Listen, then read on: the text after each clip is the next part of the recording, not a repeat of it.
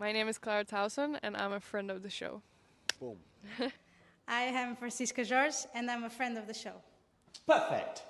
Hi, my name is Susan Leemans and I'm a friend of the show. Boom. Yeah. My name is Zainab Sammaz and I'm a friend of the show. Boom. Hey guys, my name is Sasha Vickery and I'm a friend of the show. Boom.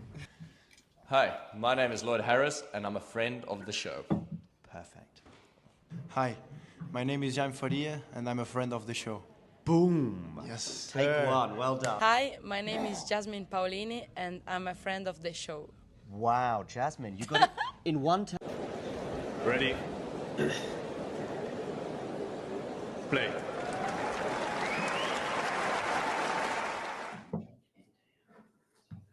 Well, hello there, and welcome to the craziest crossover in talking tennis history. Because your eyes do not deceive you, this is in fact ATP Weekly and not WTA Weekly. However, we have decided to mix things up a bit, and we're going to bring over what seems to be the regular WTA team to talk about the ATP events that happened this week. And it's always great to have Brenna on. Brenna, how are you doing? Have you been enjoying the ATP tennis this week? Hey Nick, it's great to be here. We can do it all at Talking Tennis, and happy Easter. Thanks for those of us who are joining today. Looking forward to recapping the week. Yeah, it's going to be a good week to recap. And by the way, if anyone's hoping to hear us talk about WTA tennis, if you're a member, stay tuned because there will be something going out after this for members only as we look at the Stuttgart final. But that's what we're here to talk about right here, right now, because all the ATP action has been wrapped up this week. And I think the biggest place to start will be the Barcelona Open. I want to hear about your read on what happened with the final. Holger Rune has won the title. First title since he won Munich 2 years ago. And it does seem to me that Holger Rune has got his mojo back after 2 years of maybe not performing near how good we think he can be. Yeah, I think that's a great place to start, Nick. I think with Rune, we have such high expectations in terms of such a young talent, really a top 5 player when he wants to be in terms of his ability, his level, as we said, still such a young player, but we haven't seen this form. I feel like in maybe a year and a half, even 2 years. You mentioned Munich final or being his last title. And you look at this year in 2025 in terms of, he's dealing with a lot of illnesses, food poisoning. So that's kind of just been an injury, health kind of riddled season. And so in terms of playing here on the clay, he's such a all court player, but on the clay, he has the ability to show his athleticism, that raw power, and he can compete with the best of them. So I think it's a well-earned, well-deserved title. And obviously coming off of withdrawing from Monte Carlo last week very early. So it's a great week for him and taking down, the top talent on clay right now. That is true. I think we definitely want to go in depth on Alcaraz since after we talk about Rune. But yeah, I think, it's interesting to see because we saw the Indian Wells finals having some promise. Him reaching that, beating Medvedev in the way that he did. Beating Medvedev in the way that he did. But then obviously the match against Draper didn't quite go how he thought it would. I want to talk about the final because up until what happened in the second set happened, it was a really barnstorming match. I mean, I actually, I know I would summarize what I think, but actually you and anyone who follows Brenner at Simon Says Tennis on Twitter, X, whatever you want to call it, he's been putting out some really, really good match summaries up there. But I want to ask you what your read on that first set was before I jump in and say how I read it. Yeah, I mean, it was a battle, and obviously Alcaraz going up a break, you're thinking, okay, here we are, Carlos on home soil. He's got the crowd support with him, and has the ability to kind of just run with this. And we got the Rune, I guess, that we've known and seen in terms of his level fluctuating. He doesn't hold that consistency as often as, let's say, other players on tour, top players. But for Rune, we know how high that peak can be. And that's kind of the difference in terms of this week. And even we'll talk about the first set in terms of just the whole match. He's able to bring this level that wasn't fluctuating as much. I think he kind of differentiated himself today was his ability to play with variety. He has that capability of playing tight to the baseline, taking the ball early, playing flat strokes. But at the same time, with Carlos, how much power he brings. So he's able to drop, 6 to 10 feet behind the baseline and play deep rallies. And that's a little bit frustrating for Carlos because he obviously was dictating, it felt like, but there was Holger able to chase down every ball. And his horizontal movement is as good as anyone else on tour in terms of sliding into that forehand, taking that backhand early, getting to the net. He played a couple clutch break points, and his ability to serve and volley, he trusts himself. He's just played such a fearless game, and that's what you have to do against Alcaraz. So I think that was the difference today because Carlos was kind of fluctuating. We know that's kind of what Alcaraz is at this point in terms of even over across a 5-set major match where, his level will be up and down. But, Rune, his baseline level was, just too consistent today for Alcaraz. And he mixed up variety, and he was essentially everywhere on the court and matching Carlos's power and playing such good defense, counterpunching when he needed to. So I think that was the difference, just being everywhere, getting to every ball, the drop shots, he was there. And he served well. So I think it was just a very well-rounded performance, and variety was key today. What are your thoughts, Nick? You're right. He was everywhere, and that's what made it a real battle because Carlos also gets everywhere. And I think what also impressed me was Rune was able to make Carlos play that one extra ball. Whereas, maybe Rune the last sort of couple of years has been maybe overdoing it a bit. This is probably, he played a wonderfully controlled but aggressive match in that first set, continuing into the second. And the rallies were incredible. I think it was just due to Carlos's sheer stubbornness and talent that he didn't win that first set quicker. And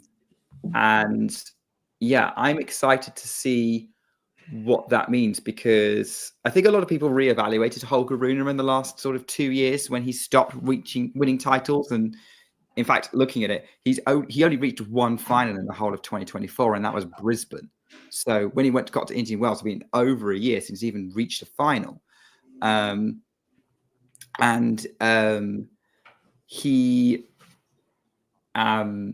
I think that we've kind of cooled on it, really.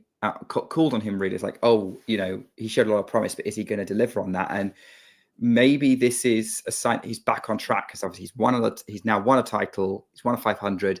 He's back in the top 10, which is big for tennis. And he's turning 22 in a week on Tuesday, which is the age, really, that you're kind of an established player on the tour at that point. And I'm now interested to see that the player that Holger has established himself as is closer to the player that we were seeing 2-3 years ago compared to the year we were seeing in 2024. Totally. And I'll butt in there, Nick, because I think you said it perfectly. I think one of my favorite words in tennis is control, or I guess my favorite 2 words is controlled aggression and the ability to manage that throughout a match. And I guess how you approach a match, because for Rune, he has this pop and flair, but he's also such an athlete where he can extend a rally. He can play with variety. He has the ability to finish points. So I think control aggression is big, and I'll use this as an opportunity to highlight. We do have a preview of the Stuttgart final coming up after this ATP Weekly episode, where I think that's going to be a big theme of the match tomorrow in terms of controlled aggression. But yeah, I mean, you mentioned it with Rune. Spoilers, Brenner. Exactly. He's back in the top 10. I'm trying to spread the word. I feel like tennis, especially on the ATP tour, is in a great spot right now. Obviously, after the Zverev title today, Carlos going to the final today, winning Monte Carlo last week. We have Sinner on the horizon in terms of his comeback to the tour, and we got Novak playing Madrid. So I feel like we're kind of getting into the spot where the top 10 is, everyone's on their toes, but they're hitting their stride in a sense. So let's have our fingers crossed. We'll talk more about it in terms of Alcaraz's injury. Hopefully it's all good. He's able to recover and play Madrid, but because we have an important couple of weeks coming up, especially on the clay swing and ahead of Roland Garros. Yeah, and you started looking at the big picture here, and I think we'd be remiss not to mention something else that happened in the final that could also affect the big picture. Now, I said this, I'm going to admit it, I didn't notice Carlos was injured until I was seeing all the news about it. Did he take a medical timeout? Because I don't think I was watching when that happened. I think I went out the room during that period because it was a changeover and whatnot. Yes. So yeah. I completely missed that. So Brenna, talk us through this possible injury. Yeah, so it was after he held at 2-1 in the second set, took an off-court medical timeout, and I think that was more so because of the area of the injury in terms of probably having to get a massage in that area and doing that behind closed doors. So in terms of more specifics, it was an abductor injury, specifically near the hip area. And so we're hearing reports that it's more of a strain or tear of the muscles that help move the leg away from the body. So that's what the abductor is. And these muscles are located on the outside of the hip. And in terms of the symptoms that we're reading, in terms of pain on the outside of the hip, the glute buttocks area, and it's obviously important kind of areas in terms of what helps a tennis player, push and pull, Especially on clay. difficulty, all about movement. So that's obviously one of Carlos's strengths, his physical nature, his athletic ability, his all-court ability. That's definitely important for him. I think we have to look at the last 2 weeks in perspective and understand how, it's grueling. Obviously, the clay season, you're going to have longer rallies. Your serve's not going to have much of an effect. So you're just prone to play more points no matter who you're playing, especially on the other side, because as good of a returner Carlos is, he's going to play more rallies on both sides of his serve. So I think that was a little bit more of a wear and tear injury. And you're not wrong, Nick, because he came out and actually had break points. I think he had 4 in one game, or it was 4 across 2 games, and he had chances. Didn't look too different, but you just have to think about the last 2 weeks in perspective, and then you compare it to Holger Rune, who withdrew from his match in Monte Carlo, so had a full week off to recover, came in fairly fresh to Barcelona, feeling good. He was outspoken about that, and the first set was physical. So, he did that, and then he actually got one more quick. He took a quick MTO. I think it was just in between a break. He didn't go off court for it after a 3-2. So, and then he didn't win a game after that. So, fingers crossed. Hopefully he can get healthy. I think the earliest he could play would be Friday. The latest would be Saturday. So he does have, 4 or 5 days to recover, and hopefully it's nothing too serious. Yeah, I think, for Carlos, I hope it's not too serious because he was looking very good. He was kind of building up until that final a very good case for being the favourite to win the French, to retain the title there. Obviously, the biggest question mark for that would be Yannick Sinner and how he was going to hit the clay in Rome. I was kind of, before the match, I was kind of thinking, okay, Carlos is probably going to win because he loves playing in Spain. He usually wins in Spain. So he's probably going to go on a massive clay win streak, win Barcelona, win Madrid. He then goes into Rome unbeaten as Yannick Sinner returns, and it's going to be this massive, explosive. That ATP Weekly preview would be epic because then we'd be like, okay, well, what's going to happen, and how's that going to go down? And then obviously this has now thrown everything into doubt. I think, yeah, for Carlos, he was really hoping to get things back on track, and I hope it's not a significant setback for him. I'm hoping that for the Madrid organisers, they don't lose their big star, because he is the big star of Madrid. Let's face it. No offense to any other Spanish players, but like everyone's going to be going to see Carlos. It's a bit like at Wimbledon. No offense to any other British players, but everyone was there to see Andy Murray. When we next get the American Grand Slam champion, I'm sure there'll be, or the US Open fans will be there to see them. Not trying to rub anything in there. And so and I think it's also interesting for tennis as well because of that Alcaraz Sinner rivalry, and it's always interesting seeing that in perspective. And like, you know, the whole thing's about, well, the tour, who's kind of trying to fill the vacuum without Yannick Sinner. So I think this story is serious in a lot of ways. Let's see what comes out tomorrow if they're getting it scanned tomorrow. His priority needs to be for the French. If he needs to be healthy for the French. If it's a risk to play Madrid, he'll probably pull out. I can imagine him missing Rome as well if he needs to be sure about the French. But then, hey, that wasn't a problem last year because we were having almost the exact same conversations about him in 2024 when he, didn't win Madrid, pulled out of Rome injured. There was a lot of questions about, I think it was the arm. Yeah, it was the forearm, which, I mean, I guess for a tennis player, every body part is so important because they need them all. But, talk about, the forehand being the big weapon and a forearm injury. That was, definitely not only frustrating for him, but just like how difficult it is to kind of ramp up your aggression in that stroke. So he managed to figure that one out. I like we said, I hope it's nothing too serious. And with Madrid, I think you're looking at more. I think you just have the ability to maybe let that one go. As you mentioned, he is the star, though. He is the star there. But at altitude, there are so many other, players who can, I guess, like reap off the benefits of the altitude and gain advantage there. But, it's just such a difficult time of the clay season where it can get long if you're winning a lot. And, we came into Monte Carlo with Alcaraz. It was only his second appearance in Monte Carlo, and everyone's kind of, going crazy about that. He does, in fact, win it.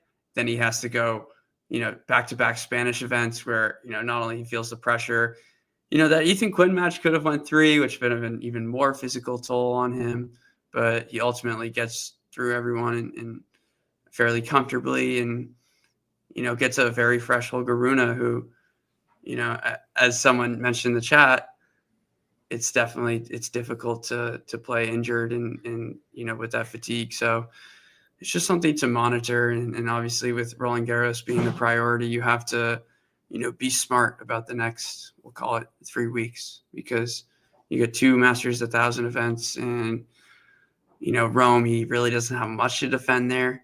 Nothing to defend because he didn't play it. So like you said, hopefully we get a scan tomorrow, have more information, and then, see how they decide the schedule there.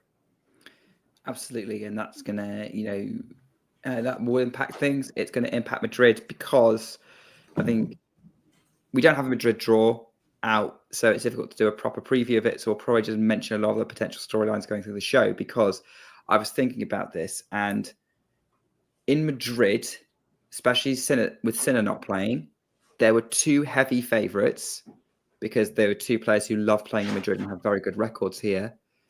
And then if neither of them perform, then it's basically wide open, as you say. Altitude clay, especially on the ATP, shakes things up a lot. We saw that last year with the Rublev-Auger-Aliassime final. But for me, if Alcaraz was healthy,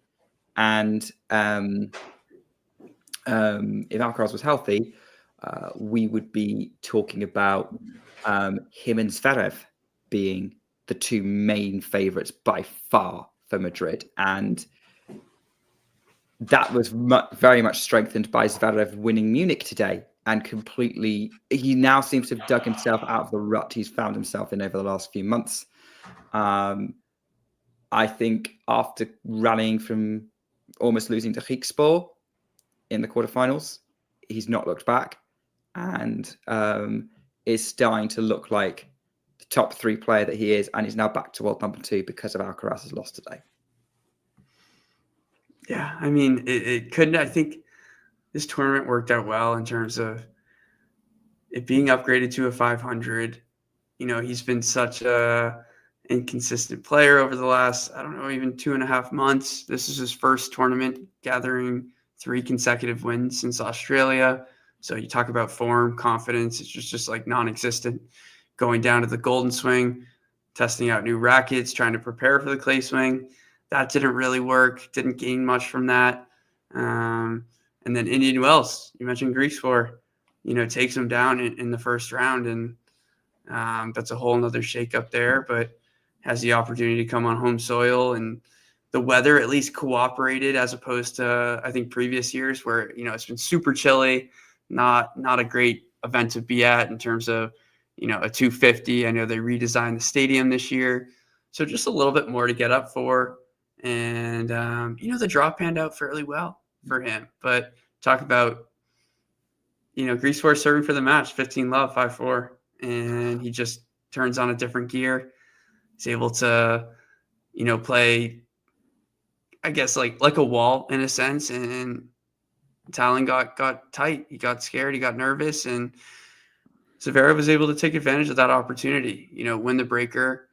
He ends up winning the match. And you could just see by the celebration in terms of how much it meant to him to get through that match. And he kind of is like, all right, this is my opportunity to go out and win this.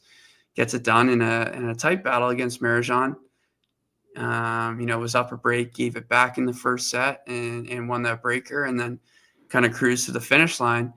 And then you get an American, a lefty American, and Ben Shelton, who doesn't have much clay experience at all, has been very outspoken in terms of, you know, he was saying he was more like a deer in headlights on the surface in previous years, and took care of business today. I mentioned it in my tweet, but getting out to 2 early breaks in both sets, just having kind of that insurance, taking the weight off his shoulders in terms of scoreboard pressure. And he handled things, you know, with flying colors. He was able to get it done. And, you know, now we're looking at a totally different clay season for him and how we kind of view him going forward. Is that confidence back? The forehand looked a lot better today. So I think that's kind of been a talking point. But yeah, I mean, overall, a great win. You know, I guess we could talk about Ben Shelton as well, but we'll focus on Zverev in terms of how he can take this win and move forward with confidence. And he is defending Rome. Is that correct? Yeah, he's defending Rome. Yeah. So obviously, but you did mention in terms of clay altitude, that's, you know, bread and butter for Zverev. You know, having one of the biggest serves in the game and solid from the baseline. That'll, you know, those conditions are perfect. It's 2 Madrids he's won. Is it 2 or 3 Madrids he's won? He won 2018. I know 2 because he won. I think Rafa got 2019 or Novak. It might have been Novak. Pretty sure Zverev won 2021 Madrid. And then it's been Alcaraz or chaos from there. So, yeah, I think he does love that tournament. I think he seems to have found his match at the right time. That Griekspoor match is probably the kind of match that is the kind of match that he would have won. He was struggling to win up until recently. So, and as you say, like, I think now he's really discovered himself. Like, if Zverev is, when he's locked in, is one of the worst players to play on clay from a physicality and a challenge point of view, with the patience that he's got, and just how, like, Berrettini winning a 48-point rally against him at that Monte Carlo match is testament to how well Berrettini locked down. So the question is, of course, is how well Zverev handles the pressure potentially of being the favourite by quite some margin if Alcaraz isn't in the draw for Madrid, and he doesn't have Synod either. That's going to be something else. By the way, I've been told he's got 3 titles. Which year did I forget? Did he win 2019? And I've just not remembered. Let's take a look here. 20 definitely won 2018. And then he definitely won 2021. He didn't win any titles in 23. So I don't know which one I'm forgetting. No, you're right. It's just 2. It's just 2. 2018, you beat Team. In 2021, you beat Berrettini. Okay, so I was you're right, correct, Nick. Yeah. So anyway, we got a bit sidetracked there. All good. That's kind of where that's like basically, a lot of speculation that Zverev was one of the reasons Zverev was struggling to perform was him trying to get to world number 1 and the pressure on him being too much. The question is how different the pressure of being potentially the favorite for Madrid is going to change that.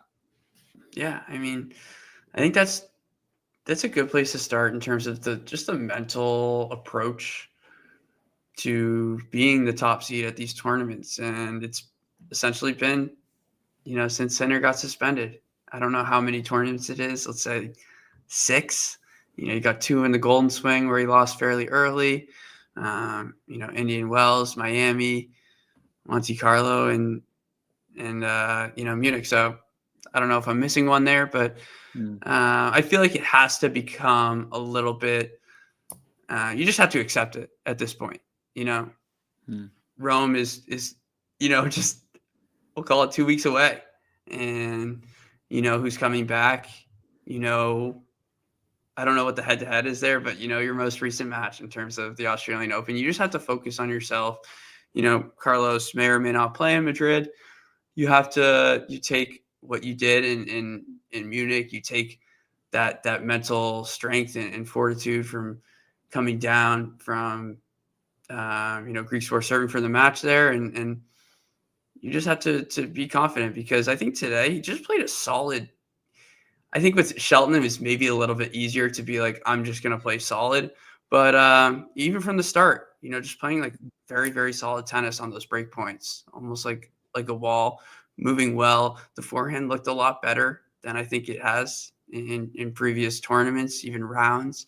So I think in terms of a viewer, I'm like, okay, he has a little bit more belief on that wing. Obviously, we talk about Zverev, and it's like, that backhand is world-class as it was today. It's just like, if he gets a forehand, then yeah, maybe he's a Grand Slam champion or a major winner.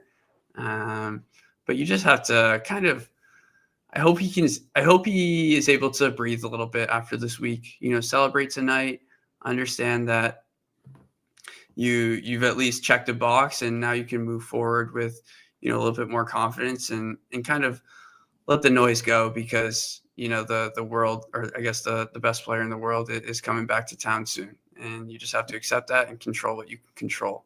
I don't know if you have any more to say on that, Nick, in terms of, Zverev's mental approach. No, I think I don't like commenting on any player's mental approach, because I've never tried to do what they've tried to do. Right. I think Zverev, maybe the pressure off. Obviously, he can't be number 1 now. That's gone out the window. So maybe that will make a lot of difference for him. And I think,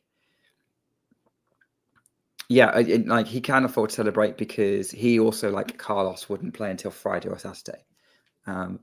Probably Friday if they're going to try and save Carlos. Exactly. I reckon that he's got time to then head to Madrid, which is not that far from Barcelona, really, same country. So Munich, rather, but yes. Oh yeah, he's in Munich. What? Yes, Okay. He has to go across France to get to. Yeah, fine. Why did I think he won Barcelona? Anyway, I think my mind has just gone. Barcelona's at 1,000 now, guys. Exactly. Right, it's different. Make Barcelona a 1,000 and send everyone there. Exactly. Especially given the field that Munich had. Nick, I'll stop you right there, because I think it's a good point to bring up, given some of our comments are talking about the Zverev forehand and, how confident he looked on that side. Is his forehand a reflection of his confidence, or is that just tennis? Is that the opponent? I think any player's forehand is a reflection of their confidence. I mean, his forehand's not his biggest weapon, though, is it? It's his backhand. No. Right. So, I mean, we're reaching the limits of my tennis knowledge here. I'm going to be honest with you. So, I guess maybe it's not. I have not watched Zverev enough to comment on it. He is not my favorite player to watch for multiple reasons. So, I don't. And that is okay. That is okay. Is it the chicken or the egg situation? Sean says, yep. And it's one of those conversations that we'll probably have down the road on WTA Weekly with Coco Gauff and her serving. So, oh yeah, it's there just are another shots that players have that are confidence shots. Yep, exactly. Brennan, talk yes. to me about. I think I do think it's noteworthy to me as we move on from Zverev. Ben Shelton made a final on European clay, which is not something that we necessarily had on his potential achievements list this early in his career, especially since it's not been expected that clay would be a surface that he'd like. So do you have any thoughts on? I know the answer is yes. Share your thoughts on Ben Shelton's Munich run. Look, I've kind of been honest throughout my time talking about him on clay. Is this run was surprising to me. I think I actually thought about it today. Like, well, I don't know if we'd be having this conversation given he played Goyo in the first round in Munich, and Goyo had 2 match points, one of them on serve. He went to like a serve and volley, or a second shot of the rally was, a deep ball to the Shelton forehand, and Shelton was kind of far out of the point, and he just ripped the forehand, and Goyo couldn't handle it at the net and missed the volley. And kind of from that point on, Shelton, gave his fist bumps, won that tiebreak, and then the Goyo confidence was lost. So, he passed that first test, but I mean, man, I think I'll just start with like the footwork, the ability to play all these different types of shots. I feel like Ben and you also have to credit Brian Shelton, because I feel like there's been a lot of chatter even in the last few months in terms of what is Shelton's coaching box. Does he need a new, voice in there? Being with your dad, does that hold you back? But, that's not for us to comment on. Shelton's, he's grown up with his father, obviously, helping him coach. He went to Florida with his father as a coach, and Brian Shelton left Florida to join Ben on the tour. And, that's trust between, father and the son. And I think that's definitely like something to highlight in terms of his ability of getting here. You credit all that work they've done in the off season, and, opting out of that Houston tournament. Ben was able to beat Francis Tiafoe in the final in 2024 on that, hard, true orange surface in Houston, and decided, hey, I'm not going to go back there this year. I'm actually going to go out and play in the UTS, thanks to Patrick Wartoglu, and, play in that amazing Coliseum, that amazing atmosphere with a bunch of, top players who have clay court ability, and really work on my craft for a week. And he goes to Monte Carlo.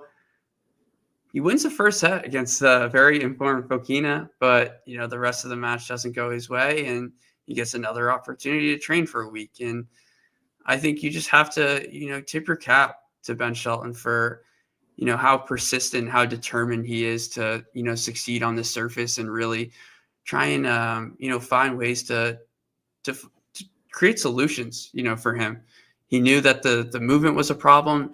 He's looked so much more comfortable, so much more confident, with each and every match. And that's impressive. And then just his ability, he really does enjoy trying to play with variety, and that's important on clay. He does mix in the drop shot really well. And I even talked about that win over Botic. Botic's a 2-time finalist in Munich, and then last year he lost to Struff, who won it. So you talk about a player who's comfortable in those conditions, took him down, with flying colors again. Like I said, I mean, just like utmost confidence. He believes in himself. I just didn't expect this from Ben this quick, this early, and to be able to rally off this many wins in a row.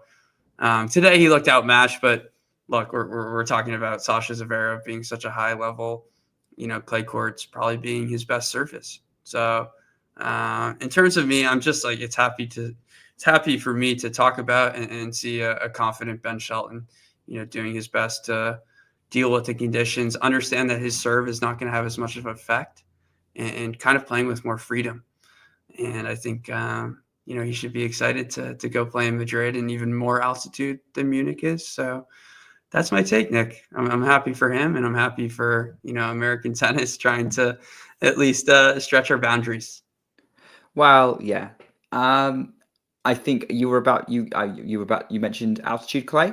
That was where I was going with my point. Like, he must now be feeling very good about playing in Madrid, because now his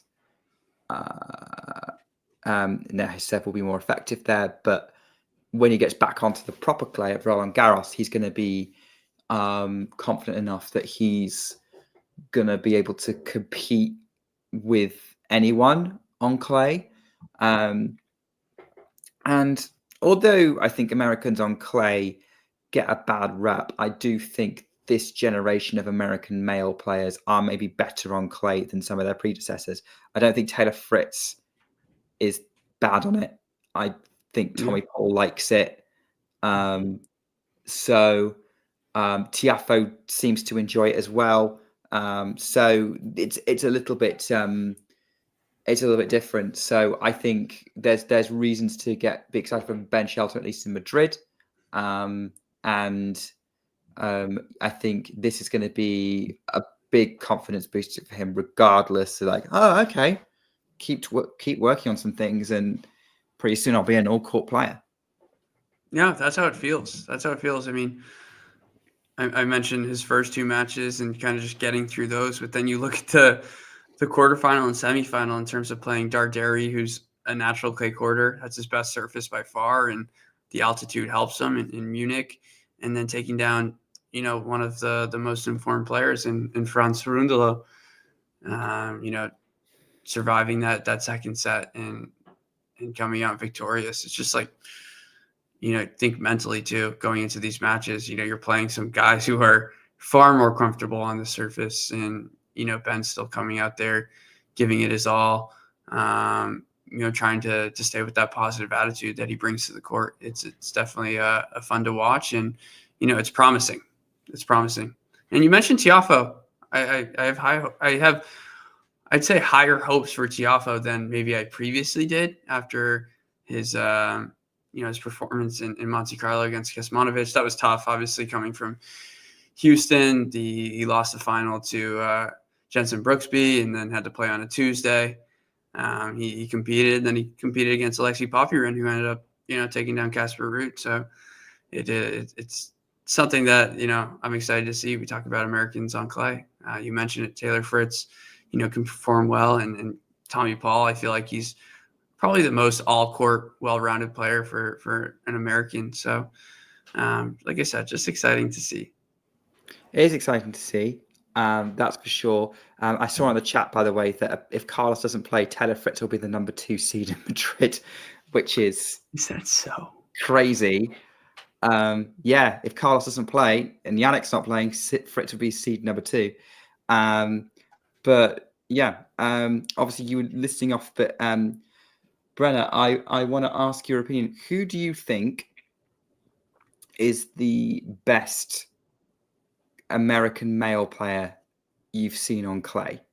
I will allow you to include retired players, but I would imagine you're going to go with active. Yeah, I'll go with active. I feel like I got this question in a watch along a couple months back, and it was more so like, it was like, who has the best chance to win a major? Let's go clay specifically. Who's the best one on clay? I would say Tommy Paul. I'd say Yeah. Yeah, from the active, his athletic ability to play defense, but also, he can kick it into gear aggressiveness. He's able to take the ball early.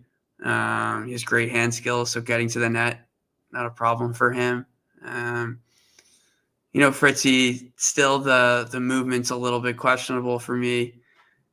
Are there just any like lower ranked horizontally. Americans we may not have thought of yet? I mean, is Ethan Quinn potentially going to be that person? I'm a big fan of Ethan Quinn. I feel like he hasn't gotten the hype he deserves on the American side. I mean, Lerner Tien has kind of taken the American wave by storm, and I mentioned it because the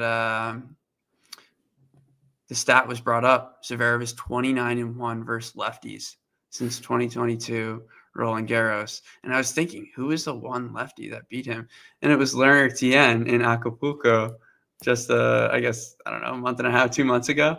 Lerner Tien's got obviously a lot of work and growing to do in terms of weapons and experience on tour, but he'll definitely be one to watch. But Ethan Quinn, man, he's got a huge serve, got a kind of I'm not going to go that far, but I'll say like the mechanics and the forehand kind of wind up is similar to Sinner in a sense. Maybe we'll see that come true as time progresses. But that was a really fun watch against Alcaraz in Barcelona. It was on Tuesday. Yeah, so he competed well. He's definitely making a name for himself. Is Ethan Quinn? That's for sure. College tennis route once again producing prospects. All right, I'm going to jump back to Barcelona for this next question about sort of the week that's gone, because there's one player I actually think is worth mentioning, or it is maybe in my opinion is worth mentioning. And that's Artifice, who made the semifinals of Barcelona, quarterfinals of Monte Carlo, lost to Alcaraz both times, pushed Alcaraz like crazy in Monte Carlo, didn't really put in the same kind of performance in Barcelona. But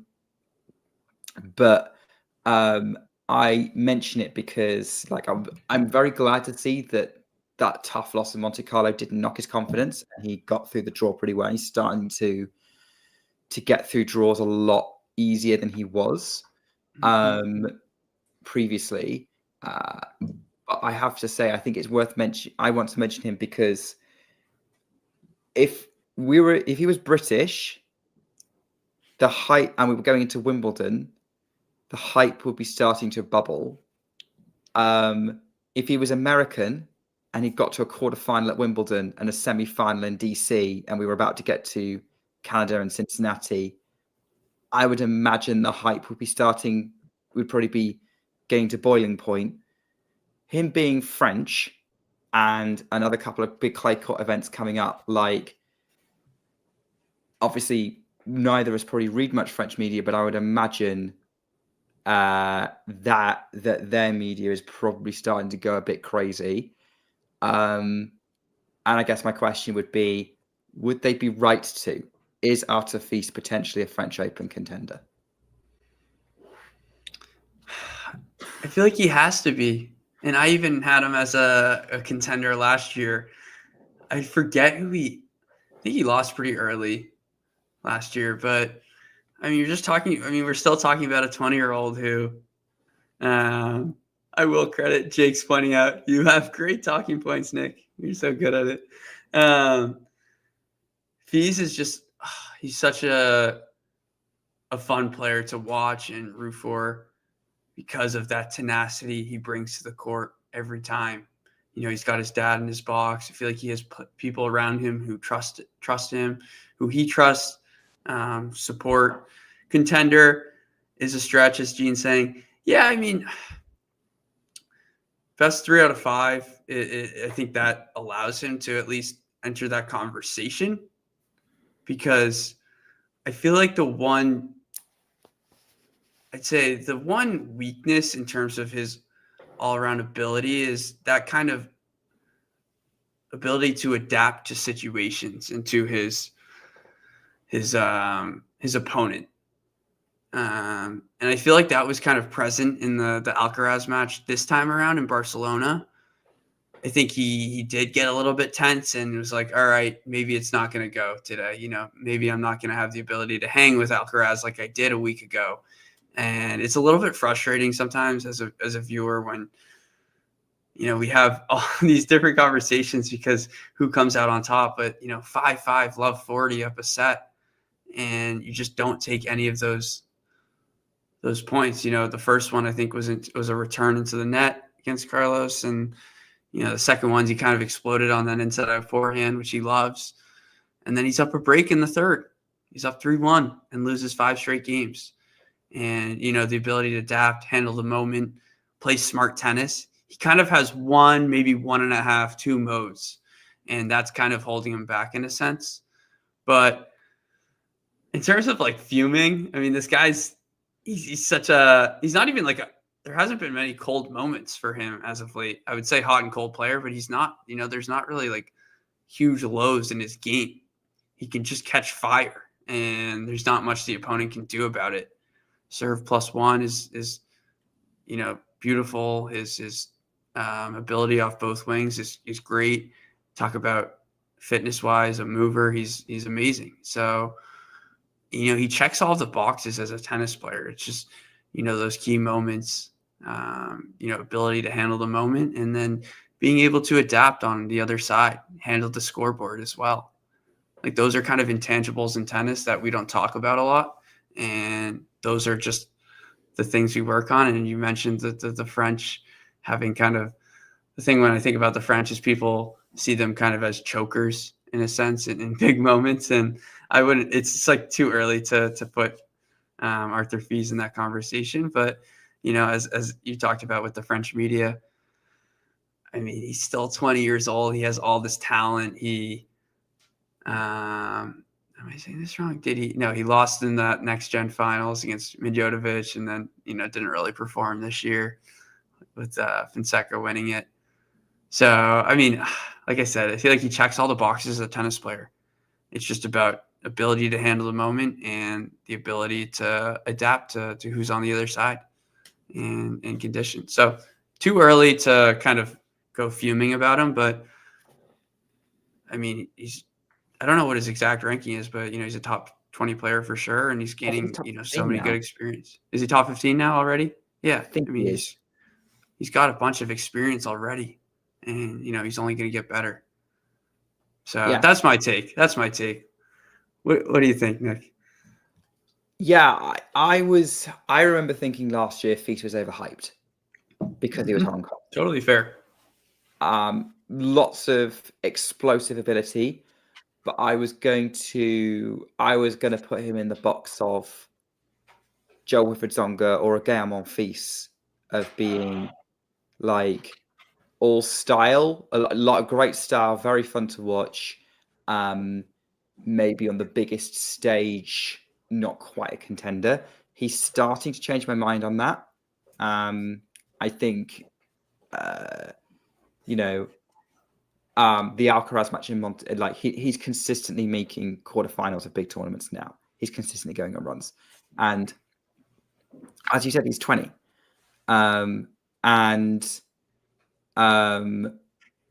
do wonder whether the hot and coldness comes down to his age, because we've seen this with a lot of other young players, is that the younger you are, the more often you go cold. I do think that there is a period, certainly from what I've observed on a lot of players, age dependent, there's a period where you're very early in your career, you're a lot more hot and cold. And then you will consistently reach your peak more in your sort of early to mid 20s. And then sort of as you're towards the tail end of your 20s into your 30s, those peaks and troughs start to come back, as maybe the physicality becomes a bit more of an issue. So I think he's 20. He probably is about to hit a consistent good temperature for him, especially when he gets to 21, 22. I'm interested to see where he goes next. So maybe he's not a contender this year at the French, but he might be in future. I certainly do think, though, that he's going to be hyped like crazy. I do think the French crowds are going to show up at his matches, and they're going to be doing everything they can to get him that win. And hey, who knows? I would have imagine if that Monte Carlo match had been a best of 5. Like, I have a feeling Artur would have tried to come back out swinging in that 4th set, and I would be up for seeing that again against Carlos or Yannick or, hey, pretty much anyone. Yeah, I think you're spot on, and I don't know where we kind of make the contender cutoff. Is that a quarterfinal? Is that a round of 16? But he's right there, and that's when you think about the best of 5. Just you got the tenacity mixed with the crowd support. Roland Garros. I know Jake was talking about what is his best surface. He's had results, great results on the hard, obviously winning Tokyo and indoor hard. He's gone deep, that serve having such a big effect. And obviously on clay, winning Hamburg last year. Like, this guy, he's got weapons, man. He's got weapons, and he tries to bring his A game, every time, and that tenacity to the court. So just such a fun player to watch. And, as you mentioned, like, just trying to find that level of consistency, in terms of limiting those cold moments. But man, he can get streaky and he's dangerous. And that's why I don't see why he's not a contender. That's my honest opinion. Even if it's a quarterfinal, it's the cutoff. If you're a top 8 player at the French, I'd say you're a contender. So yeah, which he could be. Like, the rankings have got a lot of room for movement over these next 2 Masters 1000 events. I think it's about time to wrap it up. So, Brenna, before I do my last question, are there any stories from Barcelona or Munich that you think we need to touch on before we end the show? I'd say, one to note is Tsitsipas. Hopefully, I think he was dealing with some back spasms. We're getting to that swing where it's the first time he's dropped out. It's a crazy stat. First time he's dropped out of the top 15 since 2018. Hopefully it's nothing too serious. And, he had really high hopes for Barcelona. So, fingers crossed that he's all good and can continue on throughout this clay season. Fokina, I thought we were maybe getting over the edge in terms of those mental battles, but here we go again, 5-2, 30 love up in that second set, and he loses it 7-5 to, Karen Khachanov, who's not well known as a clay courter and, just more of a solid, very kind of structured player. That's my take on Barcelona. I'm going to do a quick scan on the Munich situation, but, Franz Cerundolo playing well again. How much gas does he have left in the tank? I was kind of worried about that if he did make the final, but, consistently playing at a good level and, on his favorite surface. But, he's shown this year that he's been able to play on hard courts just as well. So, yeah, fingers crossed for Steph Tsitsipas, because we're hearing rumors that he might join forces with Goran Ivanisevic. We don't know if that's confirmed yet. And obviously, he made some comments about his parents kind of trying to get back involved. So that'll be a situation for us to monitor as tennis fans and, tennis gurus. Mm-hmm. Yeah, all good points. All good points. Yeah, well rounded up there, Brenna. All right, I'm going to ask you another storyline related question, but this time for the future. Talked about Alcaraz and his injury. Talked about Zverev and the kind of how he's going to handle being the top seed in Madrid, a tournament that he's done well at before. We don't have a draw yet. What are the other? I guess we could also mention Artur Fils and seeing whether he continues this hot streak he's on. Whether Tsitsipas plays Madrid. What are the storylines that we're going to be following from Madrid, other than the obvious I mean, one? the other one was Holger Rune. Like, is he yeah. catching? I mean, is he getting to the point where he can cement himself into that, big secondary big three conversation like it was a few years ago? Now he's back into the top 10. I think Casper Ruud, we didn't really talk about him, but it's getting a little bit scary for him. I think we have to be honest about his situation, where he's going to altitude clay, which is, not the best situation for him. And, then he's going to have a lot of pressure at Rome and Roland Garros. But I think Rune, he was health-wise, I was talking about this, not injury-wise, but, feeling genuinely healthy, not ill. Djokovic playing Madrid for the first time in 3 years now. Does he have a shot? Jack Draper on clay, Alex de Minaur playing such consistent tennis. I feel like there are only so many big weapons, but then I guess one more name to mention would be Andrei Rublev. He's actually defending champion in Madrid. And he's about to drop. Yeah. Big time. Yeah. Big time. Big time. Obviously a lot of points to defend. I mean, I wouldn't say there's too many other names. Lorenzo Musetti, can he find another push in him? I have one more name to ask a question about. Go for it. Jack Draper?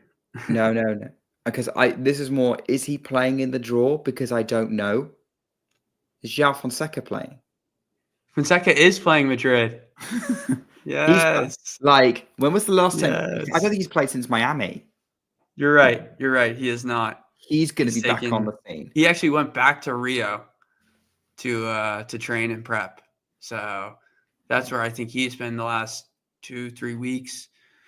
That's a great perfect training for Madrid. Thank you, Nick. This is why you're the best at storylines. Yeah, I mean, what's not to love about João Fonseca in altitude clay? I mean, it's just scary.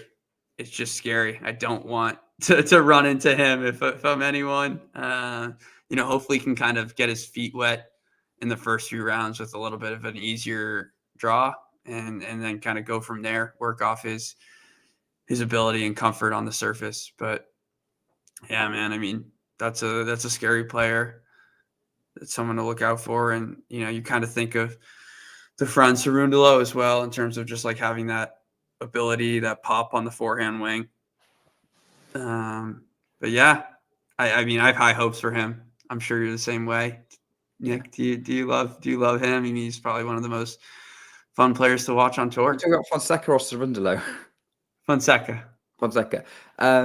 Yeah. Oh, Fonseca is very exciting to watch.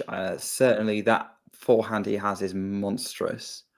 Yeah, I'm interested to see what he does, like whether he continues this rise, because I'm going to credit you, Brenna, for making, like you're saying, storylines. You triggered that for me, because when you mentioned new big three, which didn't necessarily go down well in the live chat, but actually, do you know what? Whilst I'm still skeptical that Holger Rune would have that place, I'm more than willing to suggest a new big three would be Sinner, Alcaraz, and Fonseca once Fonseca gets there. Madrid, if it is a very open draw, if we have a wounded Carlos, if we have a shaky Zverev, if Zverev is still shaky in any way, that's the kind of chaos that a young, hungry 18-year-old could thrive in. Exactly. And talk about rest and preparation. And yeah, I always love kind of bringing that conversation up, because we talk about the Six Kings Slam and why is Holger Rune involved with it, and is Fonseca going to take his place? And there he goes. He beats Alcaraz in Barcelona. So it's all good. I feel like tennis, we're in a good spot right now, as long as Alcaraz is healthy and okay. But we're getting to an exciting spot of the calendar, and looking forward to it. So thanks for bringing everything up, Nick. Appreciate it. You're welcome. Oh, no. Yeah. Oh, Gene wants Rune versus Fonseca to settle this in round 2 of the grid. Deal. Deal. I'm up Watch for that. along. Watch along. I'll see you That's there. going to be. We're seeing like we want to test to see if Rune is really stepping up again. That would be a proper test for him, and I think that's a good way to end it. Circle back to where we started with Rune winning Barcelona. Yeah, Brenna, thank you for coming on and sharing your ATP thoughts once again. Always great to have you on for that. And I'm not going to answer the question on the screen because we all know the answer to that. I think, Brenna, thanks for coming on and sharing your ATP thoughts with us. Great to be with you again, Nick. Great conversations. And to anyone in the comments, we will be doing a Stuttgart final preview between Jelena Ostapenko and Aryna Sabalenka, live for members only. And if you do not subscribe, you will get a true edited version. But please join us. And thank you again, Nick. Great doing the show with you. It's been great doing the show with you as always, Brenna. For those of you who may be newer, Brenna and I have been doing the WTA Weekly show together a few times recently. I won't be doing the WTA Weekly show tomorrow. TBA on who's doing that. But Brenna and I will be about to go and do this live stream to talk about Sabalenka and Ostapenko in the final of Stuttgart. And then, there will be a WTA Weekly show tomorrow after the final to wrap up all the stories from Stuttgart and look ahead to Madrid, which does have a draw. So that's going to be, I think that's going to be the biggest. I think everyone's going to be watching Sabalenka Ostapenko tomorrow. But yes, if you become a member now, you can watch our live preview. As Brenna said, if you just want to subscribe to the channel, you can see the edited version that will come out in a few hours. And ATP Weekly will be back in a couple of weeks where we wrap up Madrid, hopefully with your usual hosts, Damien and Mario. If you want to keep this duo or just one of us, then please spam the Talking Tennis account with your requests and the production team will get back to you. Thanks everyone for joining. See you for the see you when I see you. In the meantime, take care and keep talking tennis. If you enjoyed this video, make sure you hit that like button. Don't forget to subscribe and click that notification bell so you don't miss out on all things tennis.